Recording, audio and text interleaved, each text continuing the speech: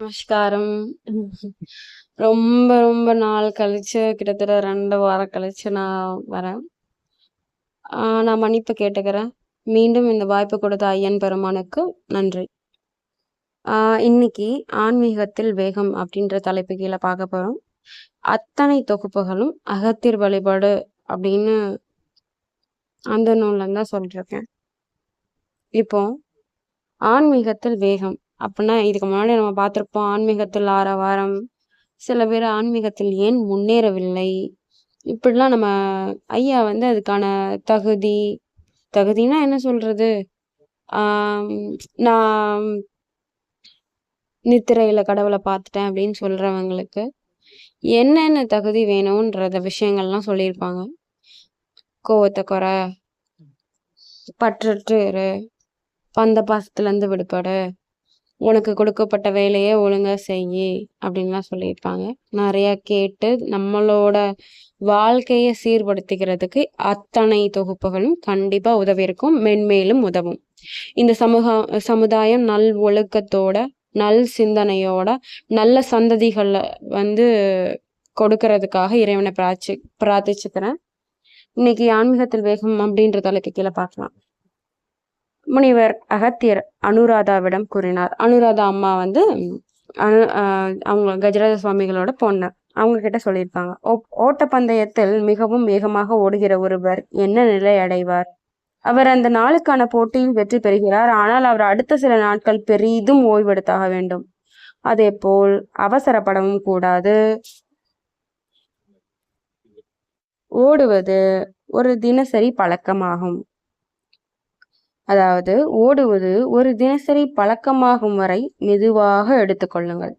இயற்கையான வழியில் சென்று ஒவ்வொரு நாளும் சிறிது முன்னேற்றம் காணுங்கள். எதையும் விரைவாக செய்யக்கூடாது. நீங்கள் தற்போது 50% ஆன்மீகத்திலும் 50% சாதாரண மனிதராகவும் உள்ளீர்கள். ஆனால் இப்பொழுதே 90% ஆன்மீகத்தை அடைய நீங்கள் பாடுபடுகிறீர்கள். இது சரியானதல்ல. ஒருமுறை உங்கள் மனம் கடவுளின் மீது நிலைத்துவிட்டால் நீங்கள் முயற்சிக்க வேண்டியதில்லை. உங்கள் குருவே வழி நடத்துவார். அவரிடம் சரணாகதி அடைந்த பிறகு உங்களின் தனிப்பட்ட அடையாளம் மறைந்து விடுகின்றது. நீங்கள் இனி நீங்களே அல்ல. உங்களை நீங்களே பகுப்பாய்வு செய்ய தொடங்கும் தருணத்தில் அது உங்கள் மனம் செயல்பட்டிருப்பதை அடையாளமாக காட்டுகிறது. தியானத்தின் உயர்நிலைகளில் மனம் அமைதியாகின்றது. அது நிர்விகல்ப சமாதி. நீங்கள் இளம் வயதாக இருக்கிறீர்கள். உங்கள் முன்னணியில் நீண்ட பாதை உள்ளது. எனவே மெதுவாக செல்லுங்கள். சில ஆண்டுகளை எடுத்துக்கொள்ளுங்கள், பரவாயில்லை. இன்றைய உலகில் உங்களுக்கு கிடைத்த நிலைக்கு வந்தவர்கள் மிக சிலர்தான். இது வந்து கஜராஜ சுவாமிகள் அம்மா அப்புறம் அனுராதா அம்மா கிட்டதான் சொன்னதுதான். இன்றைய உலகில் உங்களுக்கு கிடைத்த நிலைக்கு வந்தவர்கள் மிகவும் சிலர்தான்னு சொல்றாங்க. மேபி இப்போ நம்ம கேட்டுட்டு இருக்கோம்னா நம்ம பகுப்பாய்வு செய்யற நிலையிலையாவது இருக்கோம்ல. எதுக்கு இந்த பிறப்பு, என்ன, நான் யாரு, நான் ஒண்ணுமே இல்லைன்ற உணர்தல் இருக்குல்ல, நான்ற அகந்தை இல்லாம நம்ம ஏதோ ஒரு விஷயத்துல முயற்சிக்கிறோம். வேண்டாம், நான் என்ற பெருமை வேண்டாம், தற்பெருமை வேண்டாம் அப்படின்னு.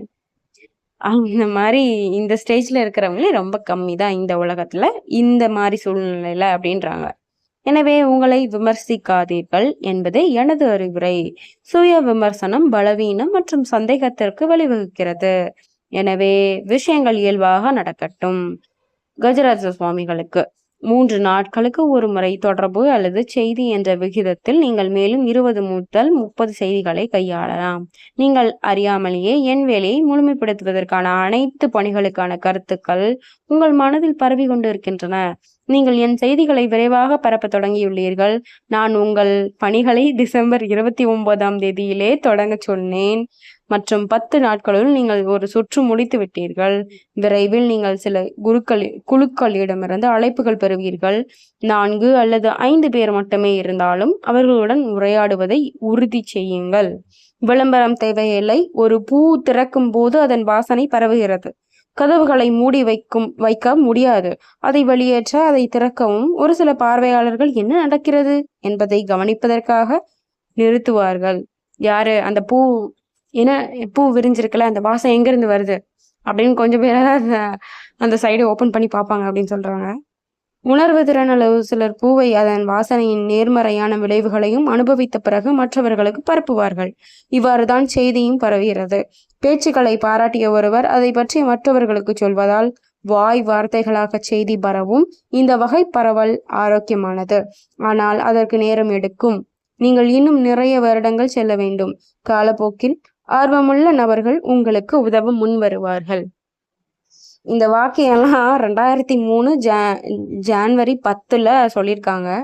இன்னைக்கு அது பெரிய பெரிய கொடுப்பினை. ஐயன் கொடுத்த ஒரு பெரிய ஐயனோட வேலையை ஐயாவா செஞ்சுக்கிறாங்க. அதுக்கு நம்ம ஒழுங்கா இருந்தா நம்ம ஒரு கருவியா இருப்பான், அவ்வளவுதான். இதை செய்யறதுக்கு ஒரு பிராப்தம் வேணும்ல, அதைதான் நான் சொல்றேன். இந்த சிறு குழுக்களை 5 பேர்கிட்டனாலும் பேசுங்கன்னு சொல்றாங்க கஜராஜ சுவாமிகள்கிட்ட. இன்னைக்கு 5 இல்ல 200 இல்ல 500 பேர் கிட்டத்தட்ட அகத்தியர் வழிபாடுனா என்னன்னு தெரிஞ்சுக்கிறாங்க, கத்துக்கிறாங்க, திருந்திக்கிறாங்க. இதுதான் ஐயன் விரும்புறாங்க. 2003 எங்க இருக்கு, 2026 எங்க இருக்கு? இது அத்தனையும் ஐயனோட அருளால ஐயனே செஞ்சு முடிக்கிறாங்க. இந்த மாதிரி விஷயங்கள் தெரியப்படுத்துறதுக்கு முதல்ல ஐயனுக்கு நம்ம என்றைக்கும் நன்றி உணர்வோட இருக்கணும். மேலும் நாளைக்கு இன்னொரு தலைப்போட பார்க்கலாம். நமஸ்காரம்.